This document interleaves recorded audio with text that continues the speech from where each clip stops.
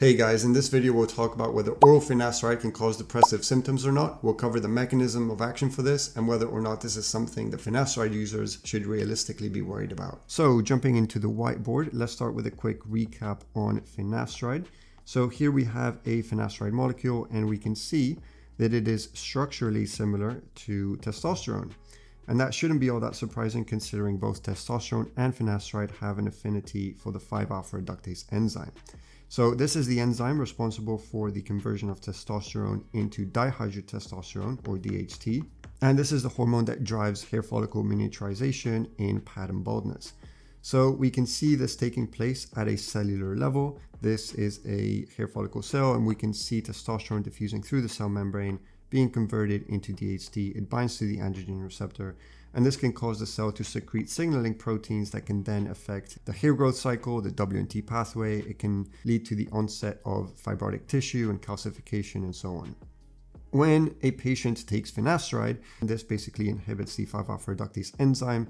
It lowers the conversion of testosterone to DHT, so there's much less DHT bound to the androgen receptor, which then basically blocks this cascade of biological events that leads to hair loss. So this is the way in which finasteride can actually protect you against further hair loss and further hair thinning.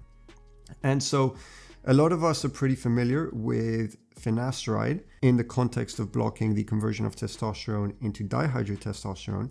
But the thing is, 5-alpha reductase is an enzyme responsible for the conversion of a wide variety of hormones. And so finasteride is not just blocking this conversion, it's blocking a whole bunch of other conversions.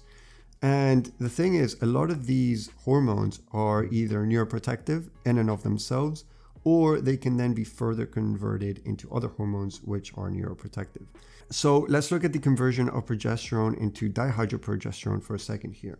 So progesterone is converted into 5-alpha dihydroprogesterone, or DHP, by the same enzyme that converts testosterone into dihydrotestosterone, 5-alpha reductase. And then DHP is then converted into allopregnanolone via the 3-alpha HSD, or 3-alpha hydroxysteroid dehydrogenase enzyme. And so allopregnanolone actually plays a major role in the neurosteroid theory of mood regulation. So allopregnanolone can help reduce symptoms of anxiety, and it can help with mood regulation.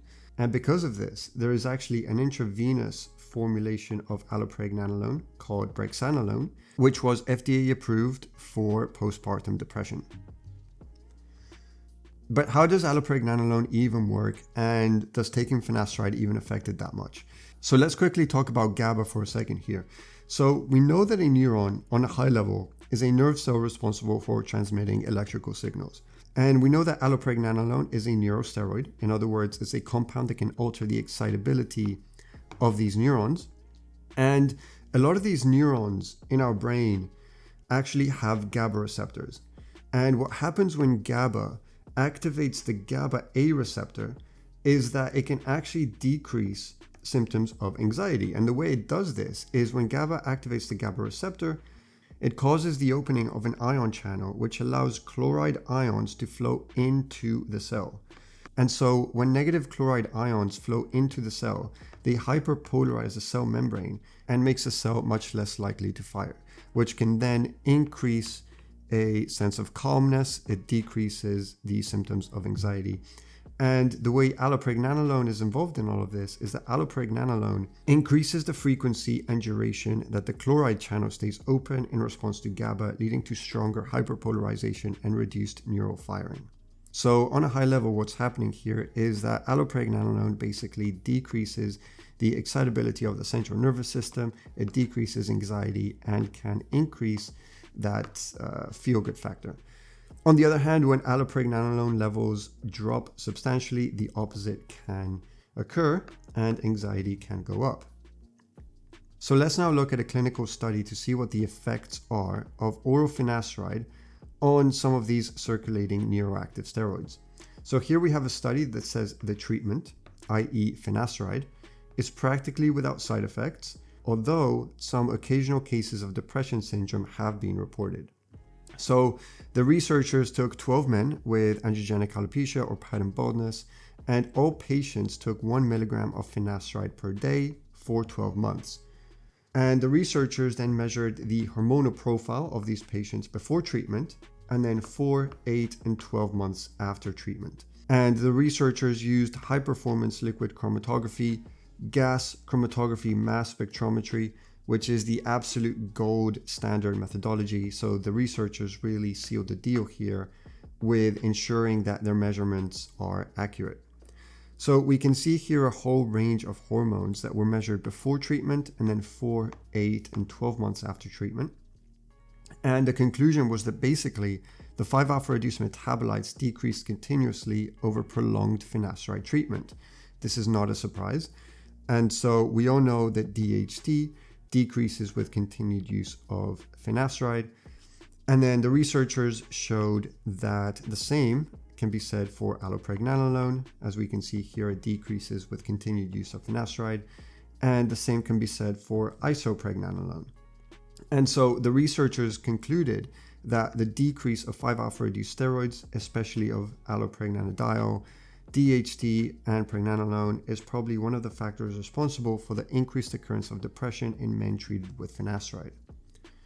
And the study also mentions that for men with a predisposition for depression, the decrease of antidepressive and anti-anxiolytic neurosteroids caused by finasteride treatment could be the key which triggers the depressive mood.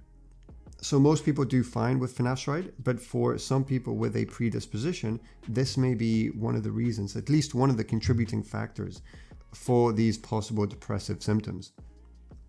So here we have another study. It's a very similar study that was conducted on 20 men with enlarged prostates, benign prostatic hyperplasia.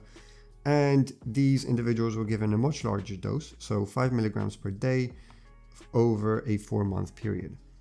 And this study found that the finasteride treatment resulted in a significant decrease of all alpha-reduced metabolites of testosterone and progesterone, as well as an increase of 7-alpha hydroxy derivatives, which are known as neuroactive steroids acting by modulation of GABA-A. And it says that this is very probably an important factor contributing to the development of the symptoms of depression seen in some isolated cases of finasteride. So, what is the actual prevalence of these depressive symptoms of finasteride? You know, if someone starts taking finasteride, how likely are they to start noticing or experiencing these side effects? So, first of all, most people do just fine. Most people don't report any depressive side effects. That being said, the prevalence is unknown. So some sources say it's around 1%. Some sources say it's way higher than this. Some sources say it's way lower than this. We don't really know for sure. And so here we have some anecdotal data of individuals saying that they actually feel better on finasteride. So these are some screenshots from Reddit. And this individual is saying that mental state is way better, knowing I am retaining hair with it. And then here we have another comment that says, I've been taking it for 10 years and I feel great and my hair is full at 41. So I would be very careful about drawing any meaningful conclusions from anecdotal data, especially online. That being said, I think it's interesting nonetheless to hear these points of view and to hear that some people are claiming to, feel great even though they've been on finasteride for a very long period of time. So here I found a systematic review on finasteride, which basically analyzed 9 studies, which included a total of over 3,500 patients for a safety analysis. And this study goes on to talk about a wide variety of sexual side effects like erectile dysfunction and so on, but there is absolutely no mention of any depressive side effects. And so just because it doesn't mention depressive side effects, it doesn't mean that there aren't any, but it suggests that it's probably not the most common side effect out there for finasteride. On the other hand, there's this other review that does mention that there's been over 1,800 reported cases of depression from finasteride use, and even worse.